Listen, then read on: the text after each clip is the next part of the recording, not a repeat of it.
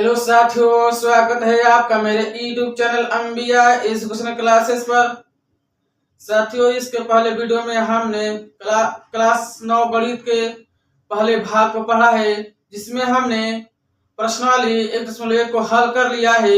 आज हम इस दूसरे भाग में पढ़ने वाले हैं, अपरिमेय संख्या को पढ़ने वाले हैं और वास्तविक संख्या किसे कहते हैं, और जो अपरिमेय संख्याएं होती हैं यानी वर्गमूल वाली जो संख्याएं होती हैं उनका संख्या रेखा पर कैसे दर्शाते हैं वो पढ़ेंगे और अंत में प्रश्नावली 1.2 को हल करेंगे। छात्रों, यदि आपने उस पहले वाले वीडियो को नहीं देखा है तो उस वीडियो का लिंक इस वीडियो के डिस्क्रिप्शन में दिया गया है या इस वीडियो के आई बटन पर आएगा, उसे आप क्लिक कर देख लेना। साथियों, आशा है कि आपने इस वीडियो को देखा होगा और लाइक किया होगा और चैनल को मैंने सब्सक्राइब किया होगा। तो आइए हम अपने इस वीडियो क्लास को शुरुआत करते हैं। आज का हमारा टॉपिक है अपरिमेय संख्या किसे कहते हैं।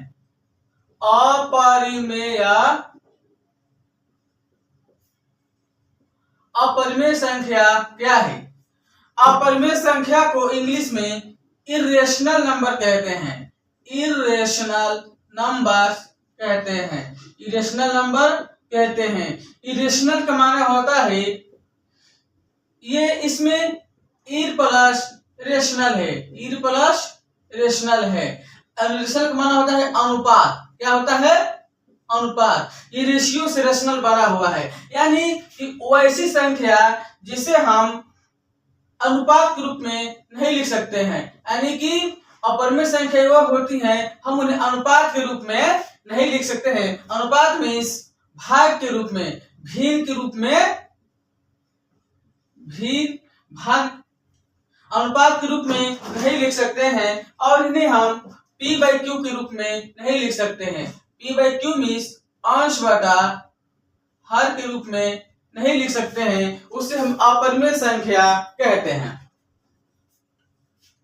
यानी हम कह सकते हैं कि अपरिमेय संख्या वैसी संख्या जिन्हें हम p/q के रूप में नहीं लिख सकते हैं और q का मान 0 ना हो और इसमें p और q पूर्णांक नहीं होते।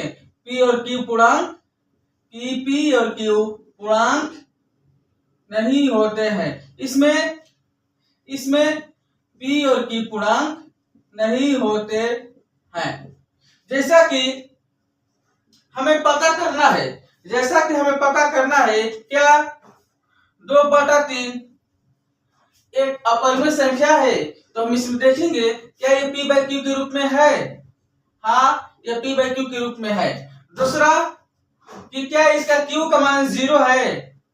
0 नहीं है। हाँ, इसका q का मान 0 नहीं है। और इसमें तीसरा कंडीशन है क्या p और q पूर्णांक है? हाँ, यदि p और q पूर्णांक होंगे, हाँ यहाँ p और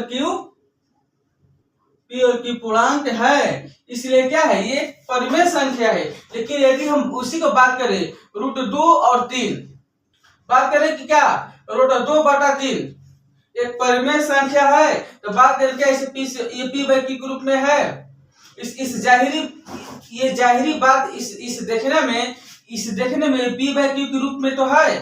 पहला, ये देखने में p/q के रूप में दिखाई दे रहा है और दूसरा बात कर रहे हैं, दूसरा कंडीशन है कि q के बराबर 0 ना होना चाहिए। लेकिन देखिए इसमें 0 है, इसमें q का मान 0 नहीं है। तो ये दो कंडीशन, तो ये जो दो कंडीशन जो जाहिरी दिखाई दे रहा है हमें, ये तो परिमेय संख्या में भी मिलता है। अब हम तीसरा देखना है क्या ये p और q पूर्णांक है, तो यहाँ देखेंगे इसमें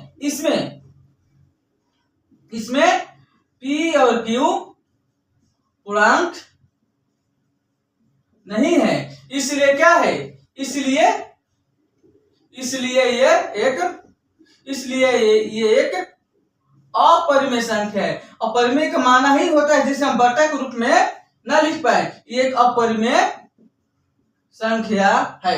ये जाहिरी रूप में तो ये दिखाई दे रहा है कि p/q के रूप में है, लेकिन जब इसका तीसरे रूप में देखेंगे क्या p और q पूर्णांक है, तो नहीं है। ये जो p है, ये p का पूर्णांक ये p पूर्णांक नहीं है, लेकिन ये q पूर्णांक है।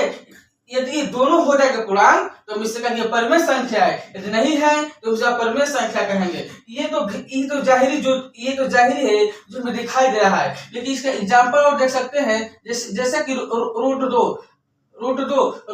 दो भी एक अपरिमेय संख्या है। अपरिमेय मीन्स क्यों? क्योंकि यह पूर्ण वर्ग नहीं है, पूर्ण वर्ग। साथियों, आपने घनमूल और पूर्ण वर्ग को पढ़ा होगा आज क्लास में। और देख रहे हैं √3, ये भी एक पूर्ण वर्ग नहीं है। जब इनका पूर्ण वर्ग नहीं है, जब हम इनका मान निकालेंगे तो इनका मान जो आएगा, इनका मान, इससे हम √2 का मान इनसे निकल जाएगा, लेकिन इसका जो अशांत होगा इसका मान बढ़ता मतलब भूत दशमलव तक जाएगा। इसका मान कभी खत्म ही नहीं होगा। दशमलव के बाद जब इसका हम निकालेंगे ये खत्म ही नहीं होगा। इसका भागफल में से आता ही रहेगा, कभी भी खत्म नहीं होगा। इसलिए कहेंगे जो रूट वाली संख्याएं होती हैं वो अपरिमेय संख्याएं होती हैं। जैसा कि इसमें √11, √12, √13 और भी हम विस्तार से समझते हैं।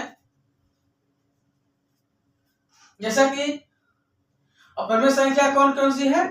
रूट वाली, सभी रूट वाली जो संख्याएं जो पूर्ण वर्ग नहीं है वे अपरिमेय होती हैं। और पाई भी एक परिमेय संख्या है। पाई के जो मान होता है 22/7, ये पूरा मान नहीं है, ये इसका लगभग मान है। इसका मान तो 22/7 परिमेय संख्या है, लेकिन पाई एक अपरिमेय संख्या है। और इसमें 0.12, 1.2, 1.3, 5, 6 लगातार, ये सभी क्या है? ये अपरिमेय संख्याएं होती हैं। अब जैसे में ये भी देखेंगे 0.10, फिर इसमें 2 0 बढ़ गया, फिर एक इसमें 3 0 बढ़ गया, फिर इसमें 4 0 बढ़ गया। इसकी भागफल है, ये कभी कटेगा ही नहीं, रुकेगा ही नहीं। ये अपरिमेय संख्या होती है। इन्हें हम p/q के रूप में नहीं लिख सकते हैं, इसलिए हम इसे कहते हैं ये एक अपरिमेय संख्याएं होती हैं। यानी कि अपरिमेय संख्याएं वे होती हैं जिन्हें हम p/q के रूप में नहीं लिख सकते हैं। और q का मान 0 तो इसमें नहीं होगा, और जिसका जो p और q होंगे पूर्णांक नहीं होंगे। वास्तविक संख्या क्या होती है? आइए अब हम पढ़ते हैं वास्तविक संख्या।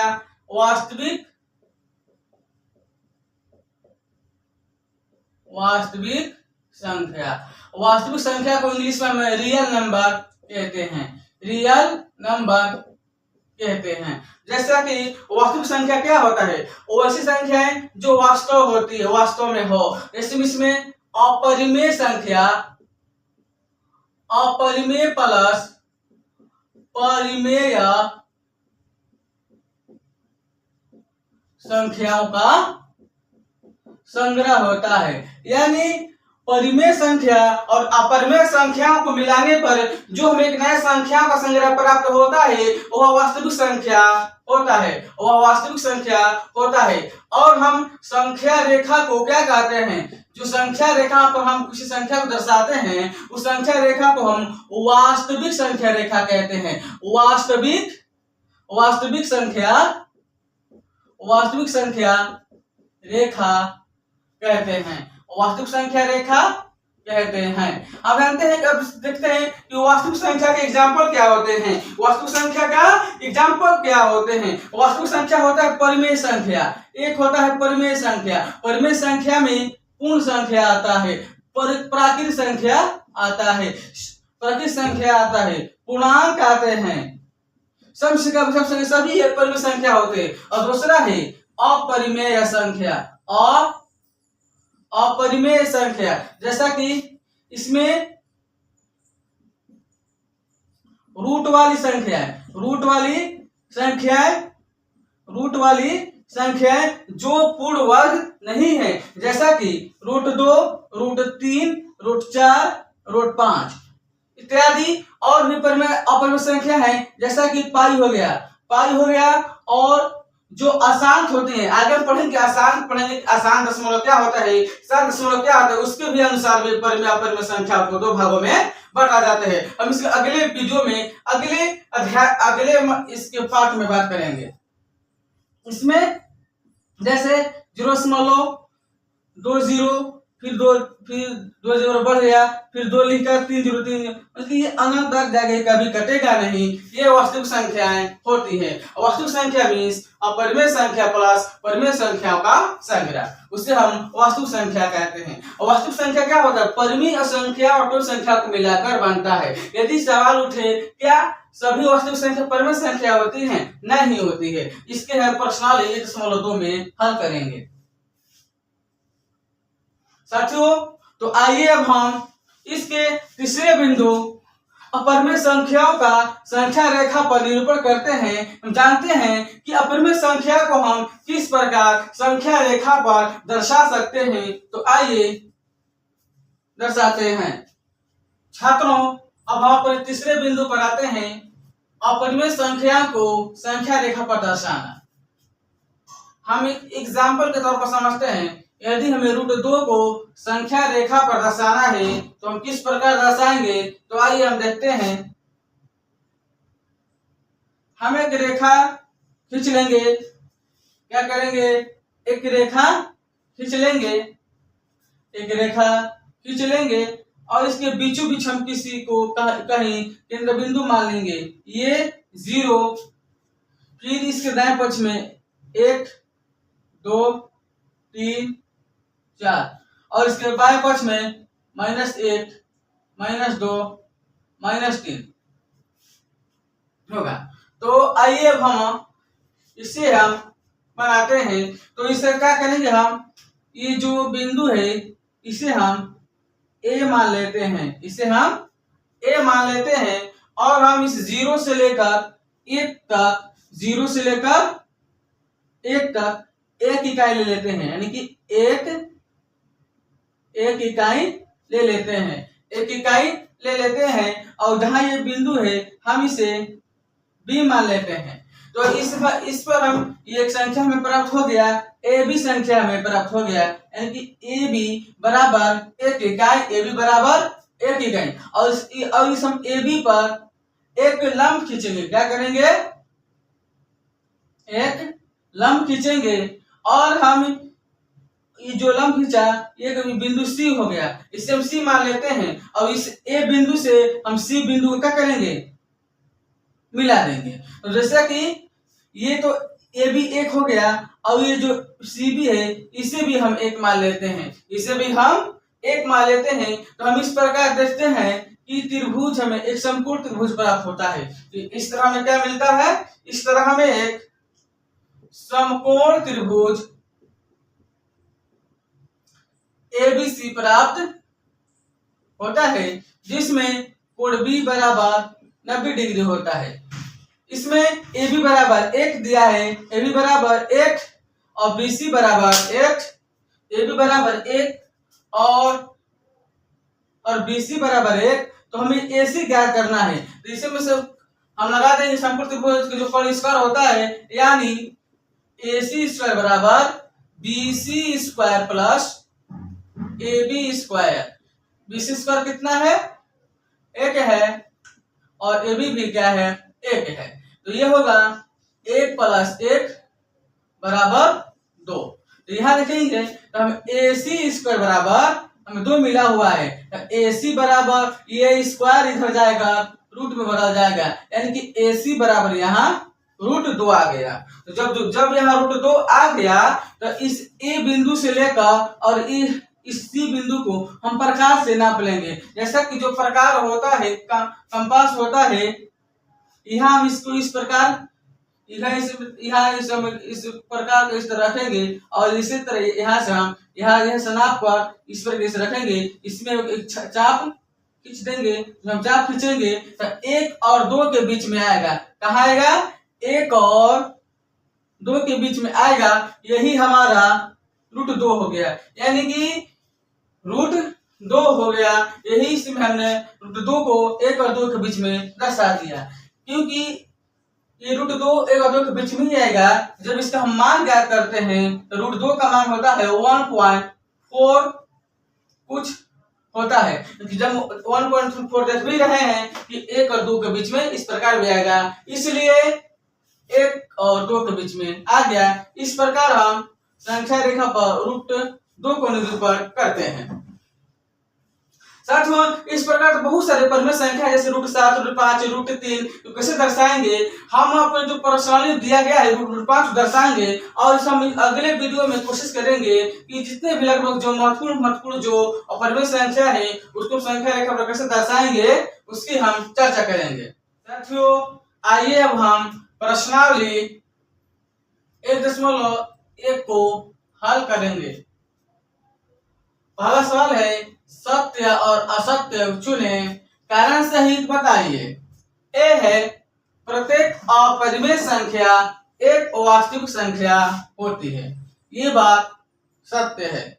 ये बात सत्य है कि जो प्रत्येक जो अपरिमेय संख्या होती है वो एक वास्तविक संख्या होती है। जैसा कि वास्तविक जो संख्या होता है परिमेय प्लस अपरिमेय का संग्रह होता है, जिसमें अपरिमेय क्या है, एक वास्तविक संख्या है। दूसरा सवाल है कि संख्या रेखा का प्रत्येक बिंदु √m के रूप का होता है जहां m एक प्राकृतिक संख्या होता है। साथियों, जैसा कि हम यदि संख्या रेखा बनाएंगे इसमें 0 लिखेंगे, 1 2 3, इधर -1 -2 -3। इसमें क्या है, इसमें ऋणात्मक संख्या हो, क्या है, ऋणात्मक संख्या है। यह बात असत्य है कि संख्या रेखा का प्रत्येक बिंदु √m के रूप का होता है जहां m एक प्राकृतिक संख्या है। यह बात असत्य है क्योंकि इसका कारण है कि जो प्राकृतिक संख्या जो होता है, प्राकृतिक संख्या का वर्गमूल ऋणात्मक संख्या नहीं होती है। ऋणात्मक संख्याएं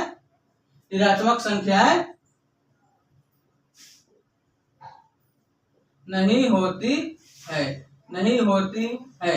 जैसा कि हम देखेंगे, जैसा कि 4 है, 4 निकालेंगे तो 2 आएगा, 16 का ज्ञात करेंगे तो 4 आएगा, 25 का ज्ञात करेंगे 5 आएगा, वर्गमूल ज्ञात करेंगे। ये सभी प्लस में आते हैं, ये माइनस वाले नहीं है, इसलिए ये कथन क्या है, असत्य है।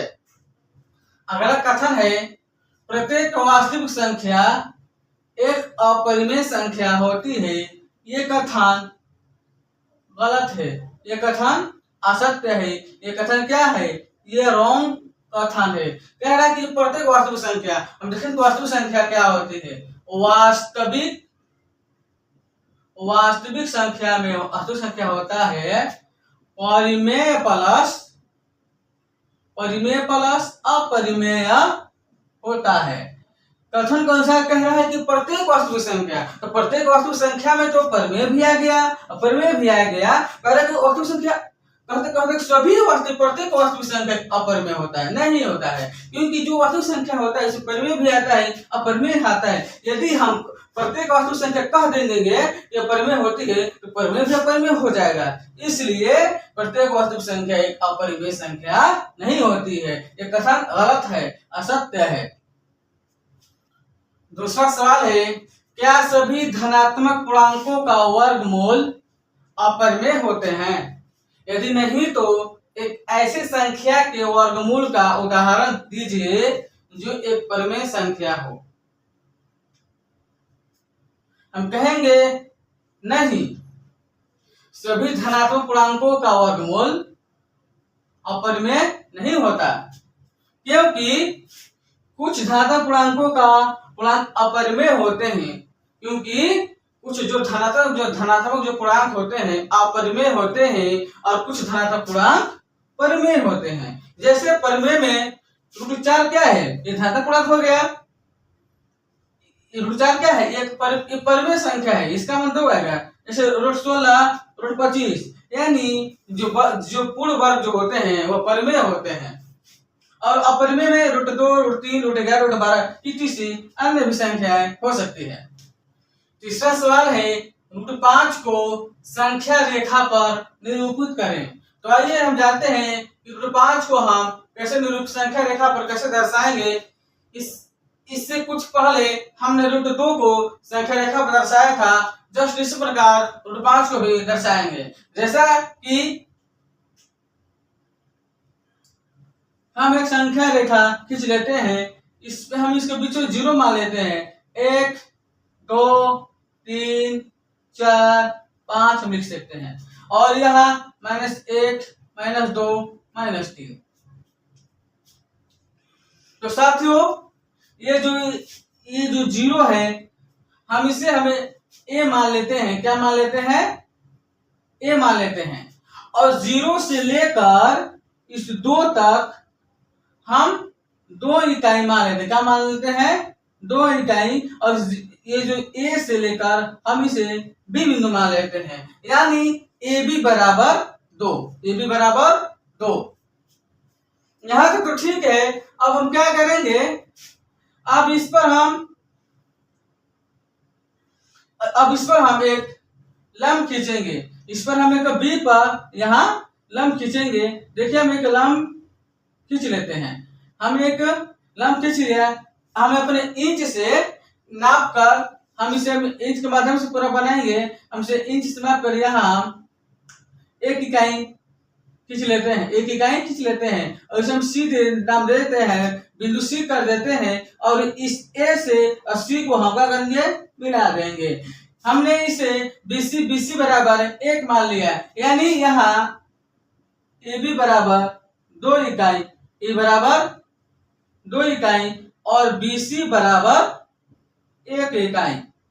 यहाँ जो हमने लंब खींचा, यह 90 डिग्री का कोण बन गया। इस प्रकार हमें क्या मिला? इस प्रकार हमें